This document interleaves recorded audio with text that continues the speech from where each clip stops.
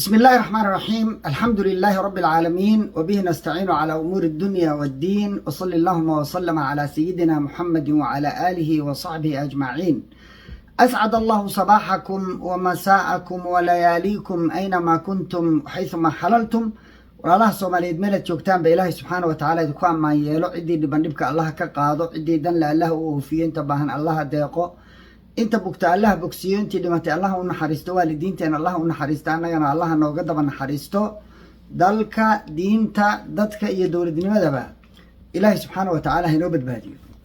Maanta waxaan ka hadlayaa laba qodob. Qodobka koowaad, shirkii shalay qolada madashu ama mustaqbal ay la galeen international community-ga iyo dowladda Soomaaliya iyo waxyaabo meesha ka dhacay kelmadan ka oranaya. qodobka labaad, weerarka afka ah ee Bob Fletcher uu ku soo qaaday Soomaalida isagoo istustusaya oo isu muujinaya Donald Trump, iyadana kelmad baan ka oranaya ku aadan reer Minnesota. qoladan cayrta ka ah siyaasadda waxay ku bilaabeen shirkoodii annaga kaliya mucaarada, waxayna ku khatimeen annaga mucaarada. waxaa loo sheegay oo ay ajnabigii meesha joogay oo loo gogol dhigtay ay u sheegeen in gurubyada oo dhan la isugu keeni doono madal hal gogola ah. arrintaasay aada uga dagaalameen. waxay yidhahdeen mucaaradan annaga ahayni ma jiro. balse waxa isweydiinta le waxay tahay, haddii gurubyada hadda ay riixayaan iyo dowladdu ay ka heshiiyaan doorashada, qoladan international community-gaayna ay xoogga saaraan labada maamul goboleed ilaa iyagaa relevantiye gruubkan cayrta siyaasadeeda ama macuusleyda siyaasadeed maxay qaban karaan, maxay suubin karaan, maxay bedeli karaan, xaggee bay xukumaan, yay u taliyaan, magaaladee bay diidi karaan in doorasho lagu qabto, maxay bedeli karaan. arrintaasay ogaadeen xalay kadib markay arkeen shir jaraa'idiyada iyo warbixinada iyo hadallada dowladda iyo shacabka dowladda iyo mucaaradka kale hadalladoodii iyo hadal jeedintoodii goortay arkeen baa waagu ku baryay. horaan idinku sheegay, ha ku mashquulinina nin kale oo aad isku gool tihiin, xataa hadday cadow idin yihiin. waxaa jirta principle la yidhahda cadowgaaga cadowgiisa waa saaxiibkaa. maadaama wixii aad adigu rabtay uu kula qabanayo maa ka faa'iidaysatid. waa siyaasadday cayr ka yihiin. intaa ma fahmi karaan yartaa, ma fahmi karaan waxyaabo yaryaroo iiga ah oo ama personal vendetta waxaa la yidhahdo, shaksi nacayb iyo shaksi jacayl baa kala weyn ajandaha qaranka. war nimankaan aad la diriraysid xil ma hayaan, xoolana kaama haystaan. waa niman adoo kala ah oo baagamudda. waxay ku yeeli karaan iyo waxay ku tari karaan midna laba arko. intaa inaa fahmi weydidna haddana aad rabtid dalka inaa maamushin. midda kale, haddaa hadda madaxweyne noqotaan mid idinka mid ay noqdo, soo dadkaa xukumi lahayd maaha? xaggee waddanka ma ka saaraysaa? dalkay kula leeyihiin nimanku. waxaanu waa dhaaftay nacasnimo. markii dambe waxaa lagu yidhi waxaa idinka idinma taalo. si adag baa loola hadlay. dowladda waxay ku tiri, gruubkii dowladda matalaya waxay yidhahdeen, war annagaa dowladdii ah, ciddii mucaarad nagu ah annagaa naqaan. idinku naguma aydin keligiin, mucaarad badan baan leenahay. weliba waxaa mucaaradka ka mid ah qolo idinka sumcad badan oo idinka shacbiyad badan oo idinka taageerayaal badan oo idinka xoog badan baad leedihiin mucaarad maaha. culays naguma haysaan. culayska ragga nagu haya annagaa naqaan. ma ujeedaa? iyadoo loola jeedo nabad iyo nolol baa idinkana sumcad badan, dalkana idinka roon. waxaa qiraya qoladii dowladda ahayd oo lala diriri lahaa. war niman idinka balaysan baa jiray, annaga dhib badan naguma haysaane, ragga dhibka nagu haya annagaa naqaane. taygiri easy baa lagu yiri. hurdaday ka kaceen. marka arrintaa iyada ah mar kale aan ugu baaqayaa, war ha ku mashquulin qof shaqada aad rabti inaad qabatid kula qabanaya. ha ku mashquulin. marba hadduu shaqadii wax ka qabanayo, hal bulukeeti hadduu kuu saaro meesha, maxaa kaa maqan? waxbuu ku taray. ninkaas sidii kursigii uu ku fadhiyey oo sharci darrada ugu fadhiyo loogu tartami lahaa ha laga soo dhammeeyo. inta muhiimkaa intaa wey. xasan oo sii jooga dalka dhib baa ku socda intaa ku mashquula oo dalka u daneeya once and for all dalka u daneeya dadkaana ku mashquulaysaan xilna nooma hayaan xolana nagama haystaan wax naga galayna lama arko wax macnaa noo samayn mayaan haddaa kulligood laysaan laakiin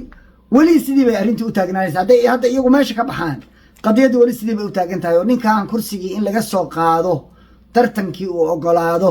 miiska saaro doorashada laga heshiiyo inta loo baahanya intaa weeye mashquulkiina marka meel kale ku jeediya awooddiina meel kale u jeediya idinka intaasaa idin leeyahay haddaydnaan garan karin weliba waxaa idinku darayaa marka laga reebo labada maamul goboleed gruubkiinan kaloo meesha ku soo haray madaxweynaha sharfa oo doorta sheekh shariif guddoomiye ka dhigta isagoo ha idiin hadlo waa kala awood badan tahay group iyo tiam hogaamiye leh iyo tiam aan hogaamiye lahayn isgarab yaacaya naaquudayaal badan doonta waa qarqiyaan kariyayaal badanna dheriga waa halleeyaan ma ujeeda too many cooks spoil the sauce baa la yidhahda kariyayaal badani ama dabaakhiin badani haddii ay magaranaysa cunto wada kariyaan maraqaas waa halaabaya dhadhan yeelan maayo cusbadaa ku badanaysa ku yaraanaysa laysku halaynaya ama lagu wada darayaa dhibaataa loo geysanaya ka daaya marka xataa haddaa mucaarad rabtaan inaad noqotaan hogaamin samaysta idinka intaasaa idin leeyahay reer minnesota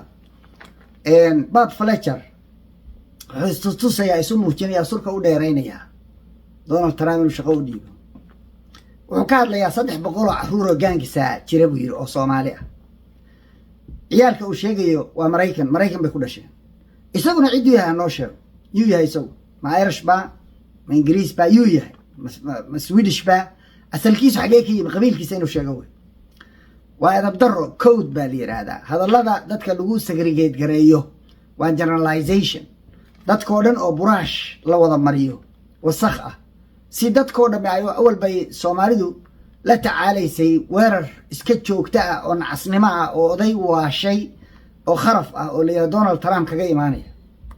wiigan caruur yar yar ah oo xijaaban oo kindergarten hatta class 1 ma gaarin buu ka qayli khabiith nin xun weeye makarafoonkiisa iyo platformkiisa wuxuu isticmaalaa inuu Soomaalida dhibaateeyo ma garanaysaa meeshii ka socoto waxaa soo dhan waxaa ka dambeeyay Israa'iil waxaana loo socday in Soomaaliya la soo faragashado nimankaas ka dambeeyay oo ka shaqeynayay waligood joornaaladooda akhriya Jerusalem Post dhowr sano 5 sano iyo ka hor akhriya waxaasay qorayeen Soomaalida ay caayeen